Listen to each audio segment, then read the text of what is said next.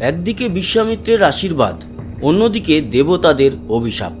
এমন অবস্থায় স্বর্গমর্তের মধ্যবর্তী স্টেশনে আটকে ছিলেন ত্রিশঙ্কু।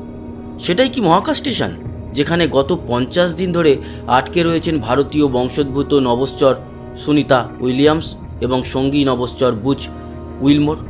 ওনাদের গল্প অনেকটা একই।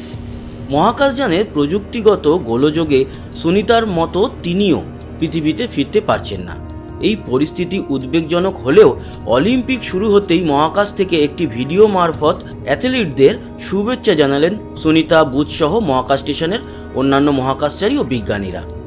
26শে জুলাই আনুষ্ঠানিক উদ্বোধন হয়েছে প্যারিস অলিম্পিকের। ছবির শহর, কবিতার শহর থেকে 400 কিলোমিটার উঁচুতে আন্তর্জাতিক মহাকাশ স্টেশনে অলিম্পিক মশালের ইলেকট্রনিক ভার্সন হাতে নিয়ে পারফরমেন্স করলেন সুনিতারা।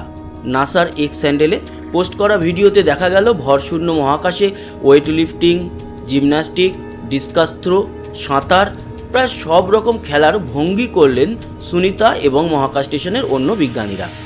পাশাপাশি এদিন নাসার তরফে এক বিবৃতিতে জানানো হয়েছে, আন্তর্জাতিক মহাকাশ স্টেশনে এই মুহূর্তে যে 9 জন নভশ্চর রয়েছেন তারা সকলেই ভালো আছেন। প্রসঙ্গত, গত 5ই জুন মহাকাশে পাড়ি দিয়েছিলেন সুনিতা ও বুচ।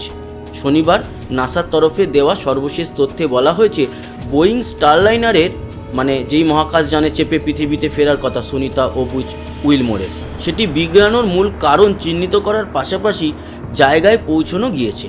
সন্দেহ করা হচ্ছে প্রপেলারের বড় কোনো সমস্যা এবং হিলিয়াম গ্যাসের পরপর লিক হওয়া গোলমালের জন্য দায়ী। তবে ওই বোয়িং স্টারলাইনারে করে সুনিতা ও বুচ পৃথিবীতে ফিরে আসতে পারবেন কি না নাসার বক্তব্যে তা স্পষ্ট নয়।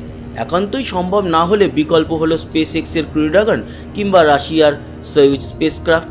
কবে কোন যানে সুনিতার এই ত্রিশঙ্কু অবস্থা কাটবে তা এখনও স্পষ্ট নয়। এই বিষয়ে খবর পেলে অবশ্যই আপনাদের জানিয়ে দেবো। তো মহাকাশ স্টেশন থেকে অসাধারণ ভিডিও কেমন লাগলো জানাতে ভুলবেন না।